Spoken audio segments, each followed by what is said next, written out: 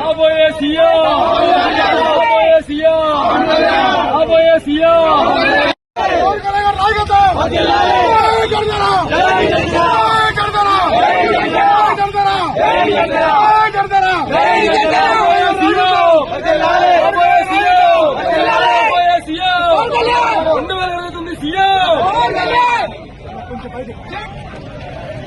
పల్నాడు జిల్లా దాచేపల్లి మండలం నుంచి జన సైనికులు మేము అందరం వేలాదిగా తరలివచ్చాం. ముఖ్యంగా ఇవాళ జరిగే 12వ ఆవిర్భావ సభకి చాలా విశేషం ఉంది.